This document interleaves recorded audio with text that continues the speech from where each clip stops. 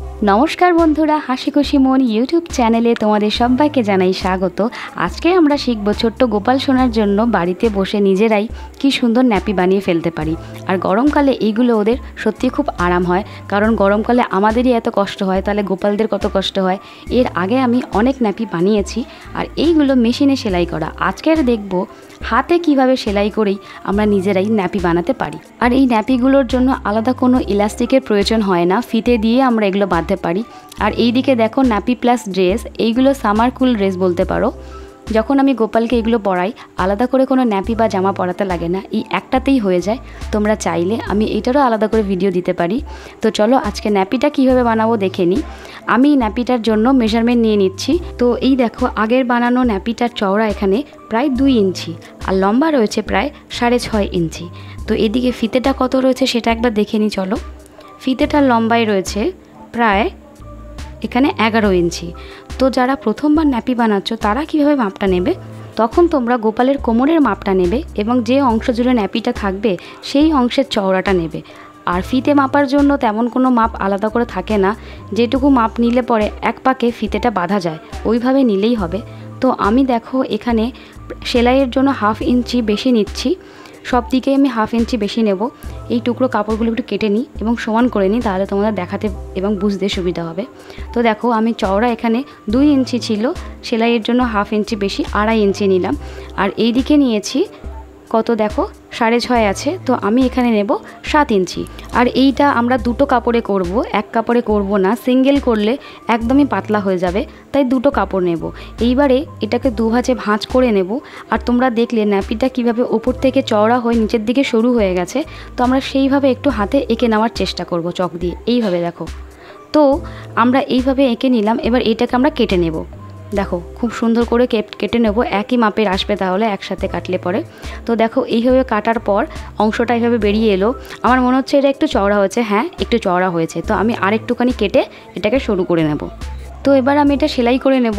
আর আমি অন্য রঙের একটা সুতো নিয়েছি যাতে সেলাইটা ফুটে ওঠে এবং তোমাদের বুঝতে বা দেখতে সুবিধা হয়। তো দেখো এইভাবে আমরা রান সেলাই করে নেব পুরোটা।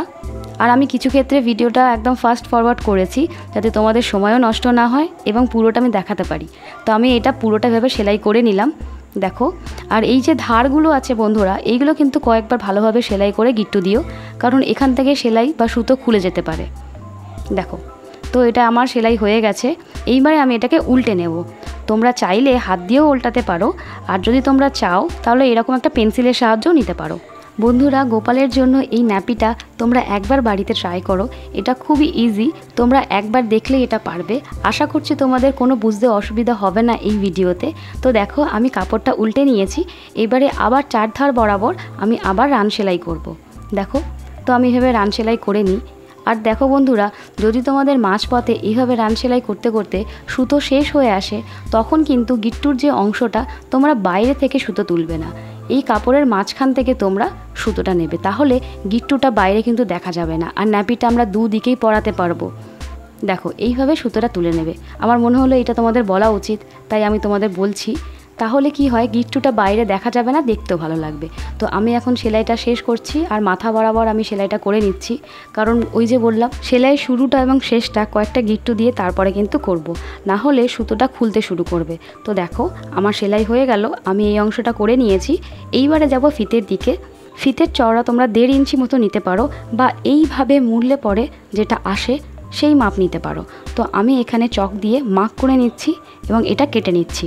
আমার মনে হয় এই ফিতেটা একটু ছোট হবে এক কাপড়ে, তাই আমি চেষ্টা করব এটা দুটো কেটে আমি সেলাই করে জুড়ে নেওয়ার। দেখো এইভাবে। আরেকটা কথা, আমি গোপালের হেভি ড্রেস যেগুলো জড়ি এবং পুঁতির কাজ করা এবং মুকুট কিভাবে পরিষ্কার করি সেটা অন্য আরেকটা ভিডিওতে দেখিয়েছি। তোমরা চাইলে এই ভিডিওটির ওপরের আই বাটনে গিয়ে ক্লিক করে দেখে আসতে পারো। আশা করি তোমাদের ওইগুলো দেখলে পরেও একটু হলেও সুবিধা হবে। দেখো দুটো অংশ আমি সেলাই করে নিয়েছি, আর এই জোড়া অংশটা আমি সেলাইয়ের ওপরের দিকে রাখবো, যাতে সেলাই করলে এই জোড়া অংশটা চাপা পড়ে যায়। তো আমি এইভাবে মাপটা নিয়ে দেখো কেটে নিলাম। আর এই ফিতেটার মাঝখানে আমি একটা দাগ করে নিচ্ছি, যাতে আমি ওই চওড়া অংশটা এইভাবে বসাতে পারি ঠিক মাঝখানে। তো দেখো ফিতেটার নিচের অংশটা এবং উপরের অংশটা এইভাবে দুবার ভাঁজ করে নেব। দেখো দেখাচ্ছি এইভাবে, তারপরে সেলাই করব। রান সেলাই করলেই হবে। তো দেখো এইবারে আমরা এই ধারটা যেখানে শুরু হচ্ছে এই মাথাটা এটা একটু এভাবে মুড়ে নেব, তাহলে যে কাপড়টা আমরা নিয়েছি তার সুতো অনেক সময় বেরিয়ে যায়, তো সেই সুতোটা কিন্তু আর বেরাবে না, আর ফিনিশিংটা খুব সুন্দর আসবে। তো আমি এইভাবে মুড়ে নিচ্ছি। দেখো এবার আমি রান সেলাই করব, মাঝখানটা আসার ঠিক আগে পর্যন্ত আমি এইভাবে রান সেলাইটা করব। আশা করছি বন্ধুরা এই ভিডিওটা তোমাদের একটু হলেও ভালো লাগবে। যদি ভিডিওটা ভালো লাগে তাহলে অবশ্যই আমাদের ইউটিউবের নতুন চ্যানেলটি হাসি খুশি মনকে সাবস্ক্রাইব করো আর আমাদের পাশে থেকো। তোমাদের সবার সাপোর্ট আমি আশা করছি, তোমরা অবশ্যই আমার পাশে থাকবে। তো দেখো আমি সেলাই করে প্রায় মাঝখান বরাবর চলে এসেছি। এইবারে এই যে বাকি অংশটা করেছি ঠিক এই মাঝখানটা এবং ফিতের মাঝখানটা দেখো এইভাবে মুড়ে নেব, নিচের অংশটা যেটা ফিতেটা আমরা মুড়ছিলাম, তারপরে কিন্তু এই চওড়া অংশটা এর ওপর রাখবো। আমি আবার বলছি তোমরা যাতে এই জায়গাটা ভালোভাবে বুঝতে পারো। দেখো ফিতের নিচের অংশটা এইভাবে প্রথমে মুড়ে নেব, যেভাবে মুড়েছিলাম এবং সেলাই করছিলাম, ঠিক তার মাঝখানে এই ন্যাপির চওড়া অংশটা রাখবো। তারপরে ফিতের ওপরের অংশটা আবার এভাবে মুড়ে নেব, তারপরে আমরা যেভাবে সেলাই করছিলাম সেইভাবেই সেলাইটা করতে শুরু করব। দেখো আমি আবারও বলছি, এই দেখো এই জায়গাটা মুড়ে নেবার পর কিন্তু এই অংশটা রাখবো, ঠিক আছে? তারপরে যেভাবে ওপরের অংশটা মুড়ে সেলাই করছিলাম ঠিক এইভাবেই আমরা এর ওপরে আবার রান সেলাই করতে থাকবো। দেখো আশা করি তোমরা এই জায়গাটা বুঝতে পেরেছো। যদি কোনো রকম অসুবিধা হয় তোমরা আবার ভালোভাবে এই জায়গাটা দেখো। দেখো আমি এভাবে পুরোটা সেলাই করে নেব। তো এই পুরোটা সেলাই করা হয়ে গেলেই আমাদের ন্যাপিটা কিন্তু একদম তৈরি হয়ে যাবে। এবং প্রথমে যেভাবে আমরা ন্যাপিটার ফিতের মাথার অংশটা মুড়ে শুরু করেছিলাম ঠিক সেইভাবে শেষের দিকটা ফিতের মাথার অংশটা মুড়ে সেলাইটা কিন্তু শেষ করব। আশা করছি তোমাদের কোনো রকম অসুবিধা হবে না। আমি চেষ্টা করেছি এই ন্যাপি তৈরির ভিডিওটা একদম ধরে ধরে তোমাদের বোঝানোর। দেখো এইভাবে মুড়ে নেব, তাহলে ফিনিশিংটা কিন্তু সত্যি খুব ভালো আসে। আর তোমরা অবশ্যই যে কাপড়টা দিয়ে সেলাই করবে সেই কাপড়ের রঙেরই সুতো নেবে, তাহলে কিন্তু সেলাইটা আরও ভালো লাগবে এবং রঙটা ফুটে উঠবে না। আমি তোমাদের বোঝানোর জন্য অন্য আরেকটা রঙের সুতো দিয়ে কিন্তু সেলাই করছি। দেখো আর অবশ্যই সেলাই হয়ে গেলে কয়েকবার সেলাই করে গিট্টু দিয়ে তারপরেই কিন্তু সেলাইটা শেষ করবে, তাহলে কিন্তু আর সেলাইটা খুলে যাওয়ার চান্স থাকে না।